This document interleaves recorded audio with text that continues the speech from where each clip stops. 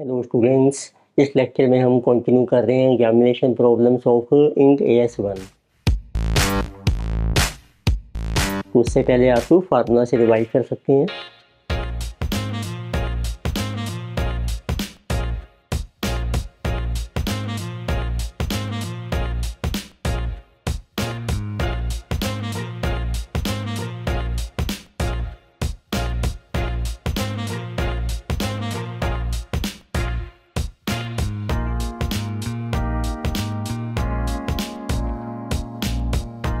So let us start problem number 19. So this problem is based on operating cycle.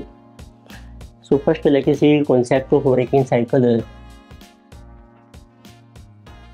Operating cycle is total time period from purchase of raw material till collection of receivable from customers. So it means it includes period of raw material, period of WIP, period of finished goods, plus collection period of debtors.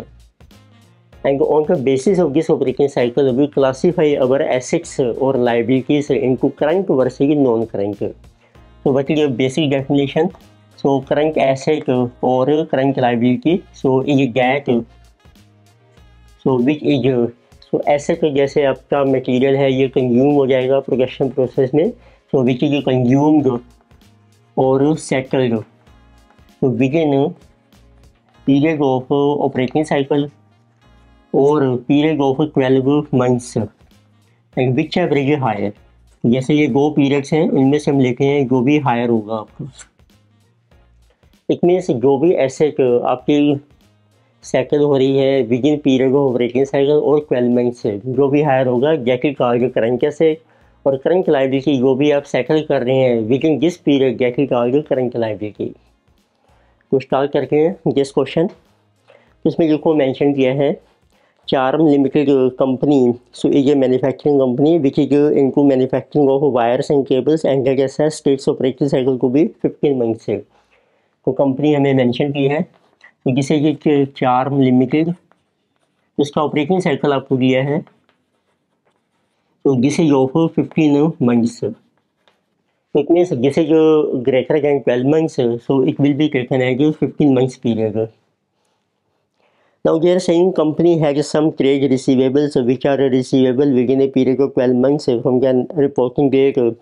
Reporting date is given 31st March so 2023। तो आपको reporting date दी है इसमें reporting date is so 31st March 2023। So with respect to flowing transactions which took place during the financial year 22 to 23, so give your option based on relevant in the AS. Give your opinion on the basis of in the AS. तो start करते हैं। इसमें different cases ये आपको mention किए हैं। तो number 1 case है company has received contract ₹10 crore on 31st March 2023। The terms of the contract require the company to make a security deposit of 20% of contract value with the customer। तो company को एक contract मिला है, first case है। तो उस contract के base पर कंपनी को कुछ सिक्योरिटी डिपॉजिट पे करना है। It means company has to pay security deposit. तो this is 20% of contract value. तो कॉन्ट्रैक्ट की वैल्यू है देखो 10 करोड़ तो उसका 20% बन जाएगा आपका 2 crore. Deposit is rupees 2 crores and further company make a security deposit of 2 crore on 31st March and this contract will be completed in about 14 months। तो ये जो कॉन्ट्रैक्ट आपको मिला है तो कॉन्ट्रैक्ट आपका कंप्लीट हो जाएगा 14 मंथ्स में। Contract will be completed so in 14 months। तो इस केस में जो 14 मंथ्स का पीरियड है जिसे कि with in period of operating cycle and they are saying 70% of deposit will be refunded immediately and balance 30% of deposit will be refunded after 3 months from completion of the contract। तो अब ये जो आपने deposit किया है उसमें 70% आपको immediately refund हो जाएगा जैसे ही कॉन्ट्रैक्ट आपका कंप्लीट होगा। 30% होगा after 3 months from completion of contract. Company wants to present the security deposit as non current is management decision is correct. तो आपको देखना है कि वैगर के करंट और नॉन करंट। तो आप देखिए number 1 70% this is refundable on completion of contract, it means within 14 months में आपको ये रिफंड हो जाएगा। It is refundable within 14 months. और जो 30% है, this is refundable within 3 months after completion of contract. It means ये बन जाएगा 14 + 3 that is equal to 17 months. अब आप देखिए जो आइटम आपको रिकवर हो रही है within period of operating cycle, तो 14 मंथ्स आपके लेस देन है period of operating cycle of 15 months. तो it will be classified as current asset, तो ये को करंट एसेट आप शो कीजिए।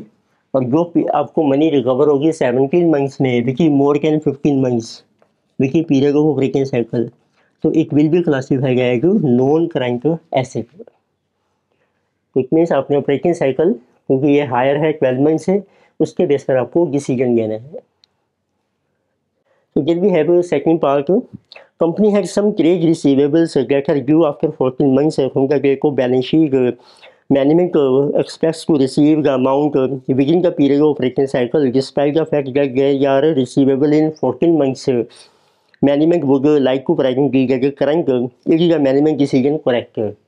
तो रिसीवेबल्स हैं, अब वो आपको रिसीव हो जाएंगे विद इन 14 मंथ्स में, तो हम इसको करंट कैसे शो करना चाहते हैं, तो आपने देखना है वेदर इट इज करेक्ट। तो सेकंड केस में देखिए आप मेंशन कीजिए receivables so are to be collected so within 14 months and these 14 months are less than operating cycle of 15 months, so this is less than period of 15 months of operating cycle.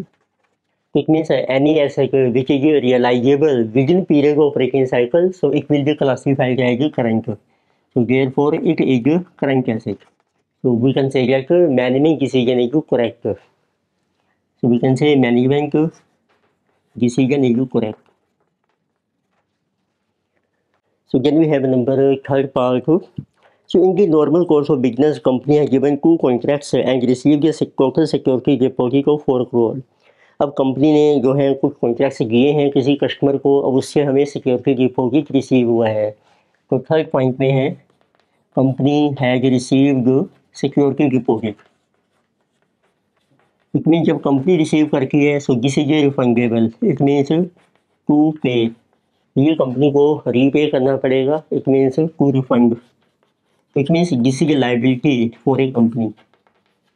For अगर आपको mention किया है deposit है आपका ₹3 crore is receive from X limited and 1 crore is receive from Y limited on 31 March. तो एक x से आपको मिला है ₹3 करोड़ और एक वाई से आपको मिला है जिसे ₹1 करोड़।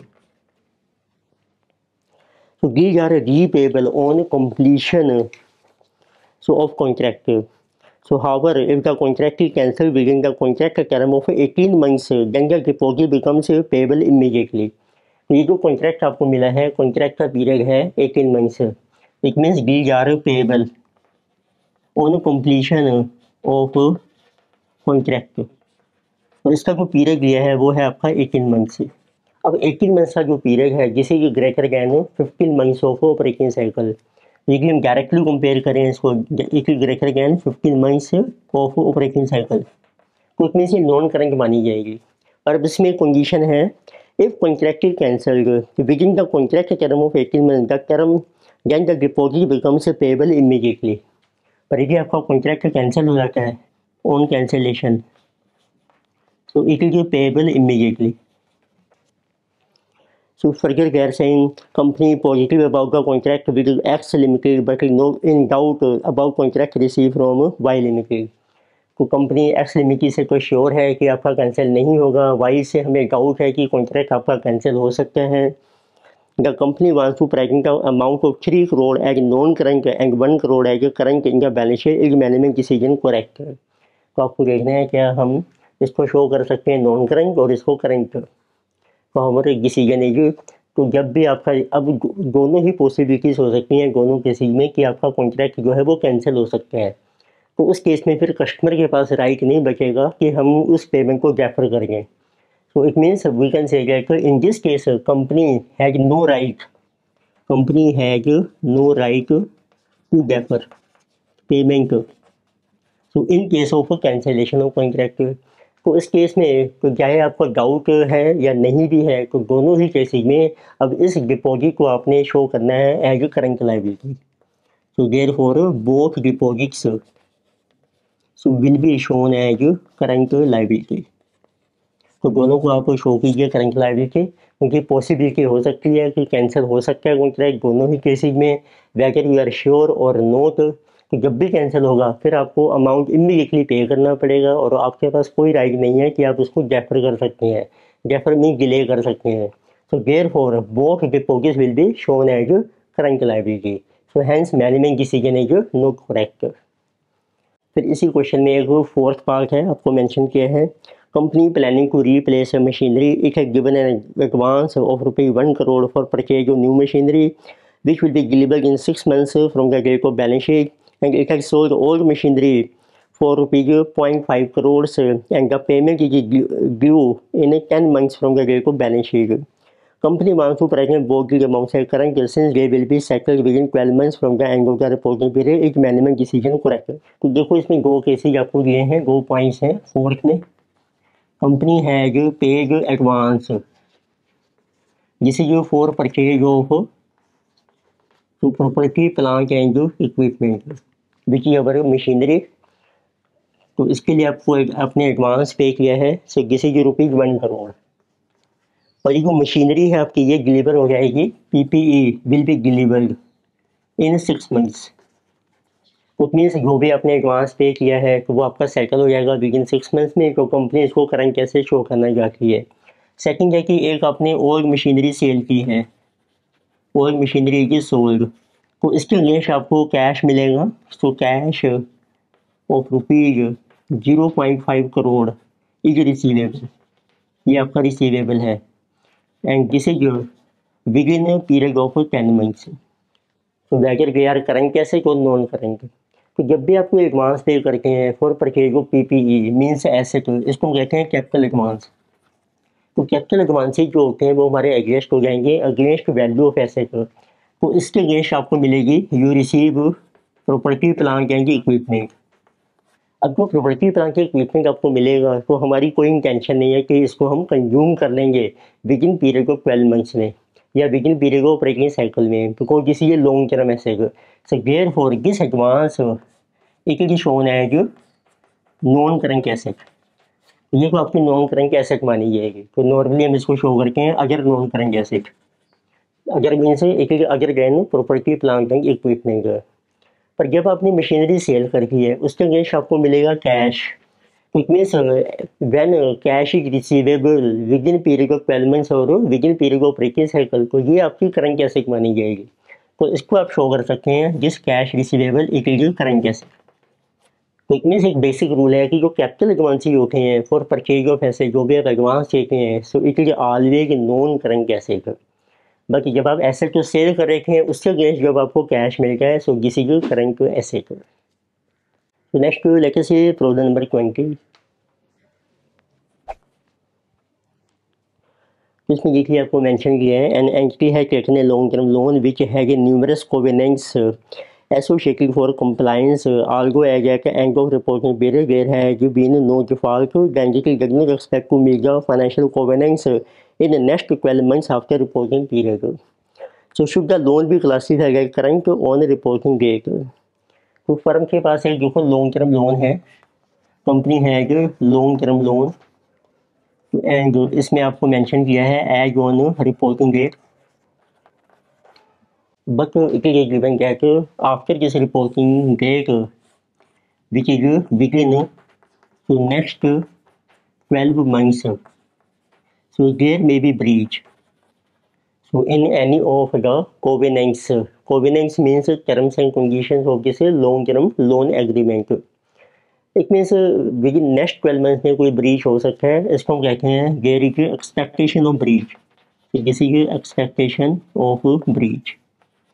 तो presently as an reporting date आपका कोई ब्रीच नहीं है, कोई डिफॉल्ट नहीं है, और जो एक्सपेक्टेशन ऑफ ब्रीच होती है जिस नॉट कंसीडर्ड। तो इट मीन्स प्रेजेंट ये है हमारा long term loan, so it will continue to be classified as a non current liability. तो this is it is continued to be classified, so as non current liability.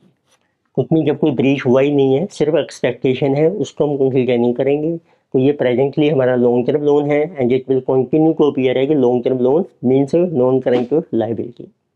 Next we have problem number 21। So this question is also related with breach of loan agreement. इसमें ये चीज़ mention किया है, an entity enters into a loan arrangement with a banker and is subject to compliance with various financial and non-financial covenants.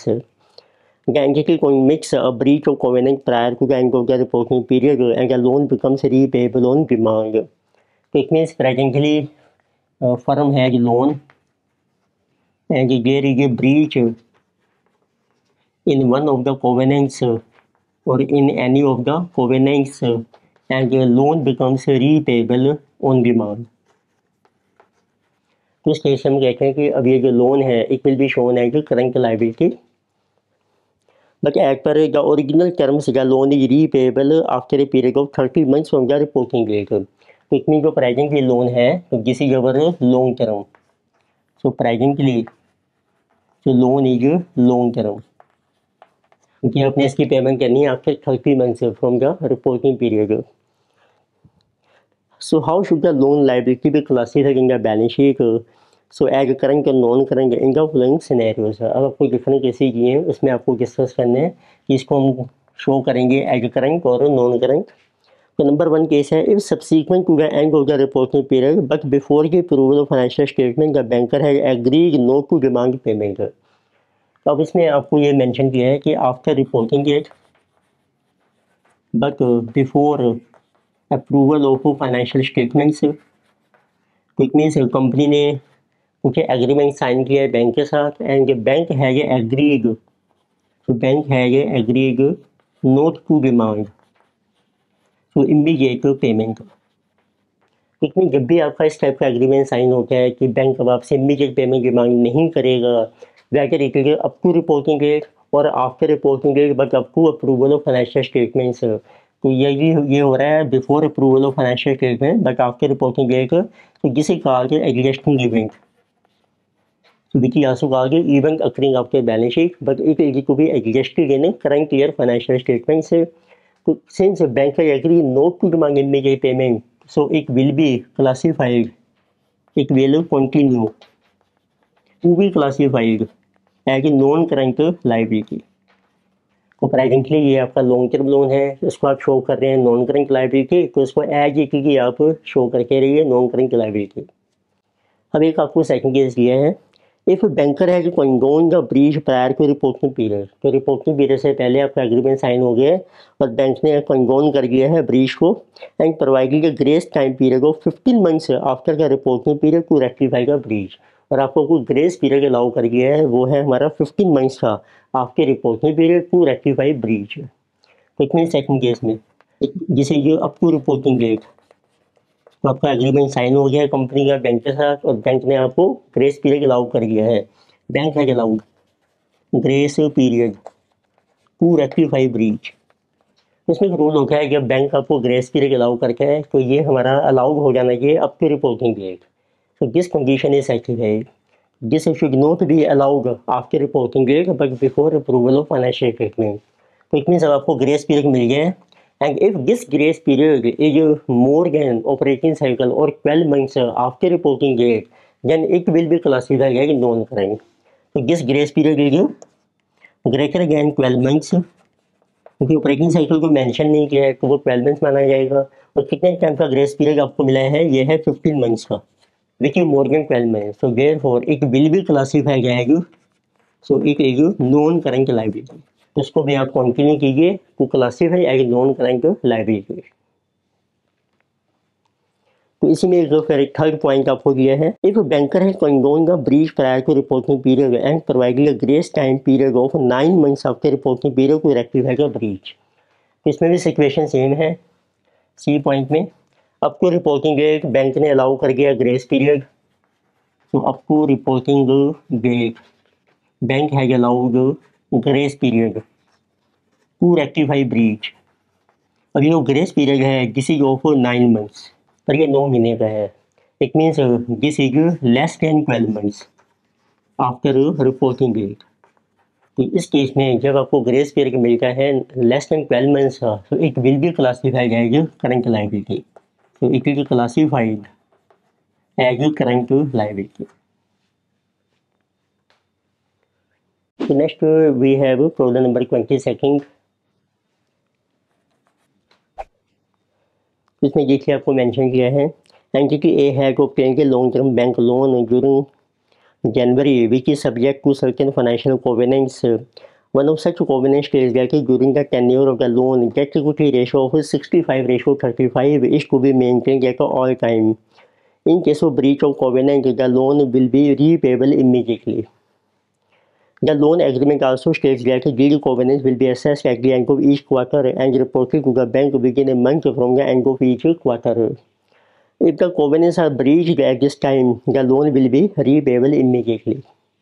Entity closes its annual accounts as on 31st March every year. You are required to show how the loan will be classified as on 31st March. तो देखो आपको mention किया है current आपका financial year है, this will and on 31st मार्च। फिर आपको mention किया है during the month of January, तो इसी साल के जनवरी में तो आपने एक लोन अवेल किया है जिसे long term loan from bank, तो फर्म है जो लॉन्ग टर्म लोन, तो जिसे टेकन इन जनवरी। और इसमें कंडीशन है कि आपको during the tenure of loan date equity ratio आपको मेंटेन करनी है 65:35। तो इट मीन्स ये इससे ज़्यादा नहीं होनी चाहिए। सो डेट इक्विटी रेशो जिसे जो मैक्सिमम रेशो जो आपको मेंटेन करनी है। But if this condition is breached the loan will become repayable immediately. तो अब आपको डिफरेंट सिचुएशन आपको मेंशन की है। You are required to show how the loan will be classified as on 31st March. इफ number 1 देखते हैं पहली सिचुएशन क्या है। So at the end of financial year, entity is determined that it is not in breach of any of the covenants. तो it means first case में है कि there is no breach, कोई आपका ब्रीच नहीं हुआ है अप टू रिपोर्टिंग डेट, यानी कि क्वाइट सिंपल कोई ब्रीच नहीं है। तो इट मीन्स प्रेजेंट जो आपका लॉन्ग टर्म लोन है so it will continue to be classified as non current liability. तो it means we can say that it will continue to be classified so as you non-current liability because there is no breach in any of the covenants। फिर आपको second mention किया है at the quarter ending 31st दिसंबर। अब ये जो आपका quarter and हो रहा था दिसंबर में 31st दिसंबर, so entities debt equity ratio became 75:25। तो अब आपकी जो डेट इक्विटी रेशो है दिस हैज बिकम 75:25। तो ये आपने लोन लिया था जनवरी में, तो जनवरी आपको दिया है ऑफ प्रीवियस ईयर। तो 31st मार्च को कोई ब्रीच नहीं था, फर्स्ट केस सिंपल था। सेकंड केस में जनवरी का लोन है 31 दिसंबर में आपको मेंशन किया है। अब आपकी डेट इक्विटी रेशो 75:25 हो गई है। And just breaching the covenant however it obtains a waiver from the bank. पर कंपनी ने बैंक के साथ एग्रीमेंट किया है and company gets a waiver from bank. So waiver means even though our debt equity ratio is higher, but company has asked bank to allow to continue this loan. And in this case further, what is waiver now? The terms of the waiver specify that if entity rectifies a breach within a period of 12 months from the reporting date, और company ने agreement कर लिया bank के साथ कि ये जो date equity ratio है इसको हम रेक्टिफाई कर देंगे within period of 12 months from the reporting date. Then the bank cannot demand a repayment immediately on account of the breach during this period। तो हमने 12 मंथ्स का टाइम हमने ले लिया है बैंक से। And entity expects to rectify the breach of the by raising additional equity capital by means of a right issue to the existing shareholders and expects that issue will be fully subscribed. तो उसके लिए company equity issue कर देगी so that debt equity ratio will fall. तो it means company gets waiver. तो waiver means waiver है आपके पास ग्रेस टाइम पीरियड। तो ग्रेस पीरियड आपको मिल गए हैं, ये आपको मिला है ऑफ 12 मंथ्स का। And this is after reporting date, जो भी रिपोर्टिंग डेट है this is after reporting date और reporting period. So since this is period of greater than or equal to 12 months, तो it will be classified as non current liability. उस case में भी decision same है it will continue to be classified as non current liability. ये आपका rule है, यदि आपका कोई ब्रीच होता है तो उसके लिए आपको ग्रेस पीरियड मिल जाता है up to reporting date, and this grace period is of more than 12 months or equal to 12 month, then it is classified as non current liability. फिर एक आपको दिया है थर्ड पॉइंट। तो थर्ड में देखो मेंशन किया है considering the same facts as in second above. तो सेकंड कंडीशन के फैक्ट्स आपके सेम हैं। So except obtaining a waiver clause what would be your decision. But अब आपको कोई वेबर नहीं मिला है, ये मेंशन किया है company gets no waiver. It means अब आपको वेबर मिला नहीं है, but there is a breach. अब आपकी ब्रीच हो गई है, there is a breach in debt equity ratio which is one of the covenants, और कोई आपको ग्रेस पीरियड नहीं मिला, कोई वेबर नहीं है, तो it means loan has become, तो इस केस में loan has become repayable on demand. उस केस में जैसे बैंक आपसे डिमांड करेगा आपको लोन रीपे करना पड़ेगा। So therefore it will be classified as, तो it will classified as current liability, तो इसको आप शो कीजिए एज करंट लायबिलिटी। तो जब कोई ग्रेस पीरियड नहीं है, कोई वेबर नहीं है, तो लोन आपका ड्यू हो गया इमीडिएटली, और we can say it has become repayable on demand. जैसे बैंक डिमांड करेगा तो this will be classified as current liability. Next लेके सी प्रॉब्लम 23। इसमें आपको मेंशन किया है in November 22 an Ind AS compliant company entered into a loan agreement with a bank. The loan is repayable in 6 equal annual installments starting from November 27। तो देखो आपको mention किया है today is November 22। So firm has a taken, company has a taken a loan.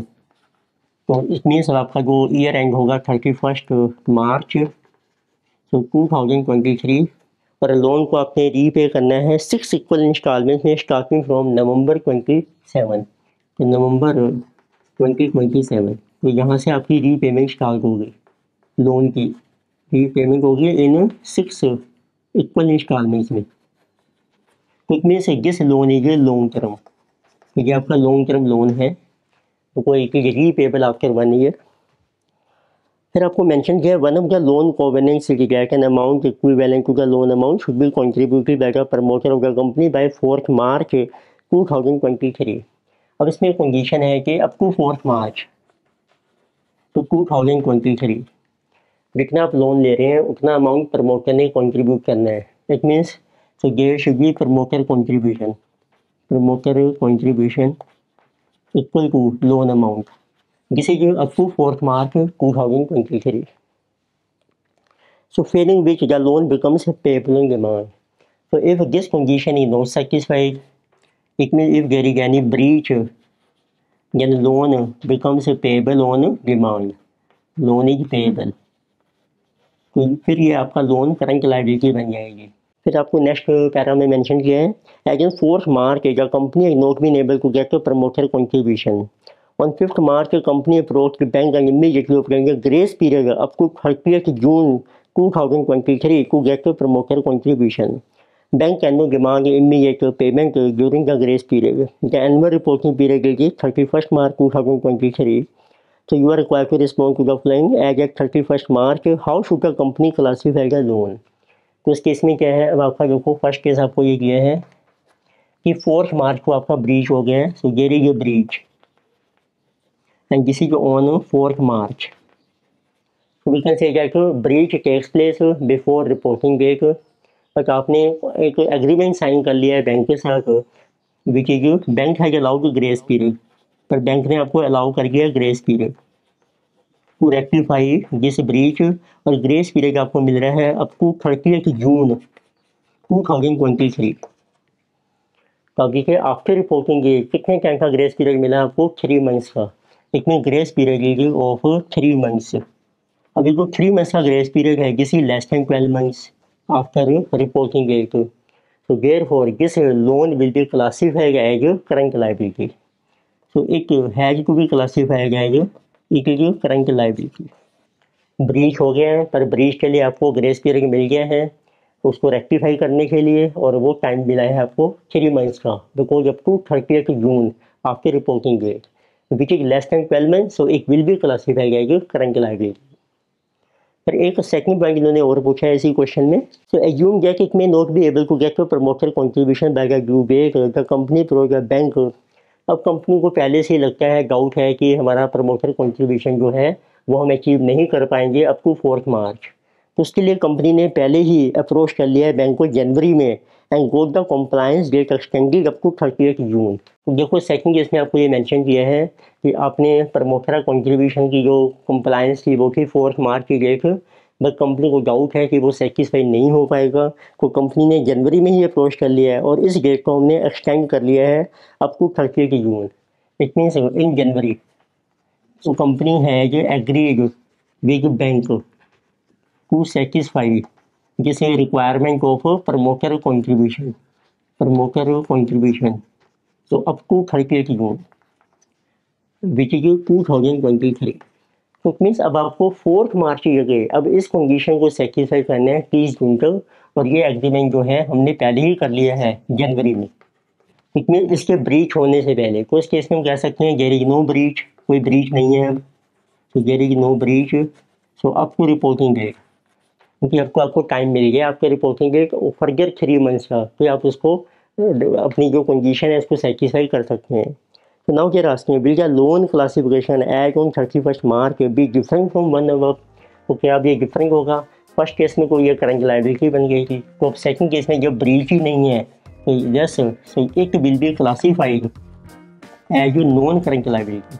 तो अब इस loan को हम क्लासीफाई करेंगे non current liability. It means yes this classification is different from first equation because in first it is shown as current liability because your breach by grace period is up to 3 months only, but in second case there is no breach, so loan will continue to be classified as non current liability। इस lecture में हमने discuss की examination problems mainly based on appropriation cycle and breach of loan agreement so of Ind AS 1। so these were very good problems based on past examination which you can do thoroughly। तो video आपको अच्छी लगती है share कीजिए, subscribe कीजिए and like कीजिए। Thank you.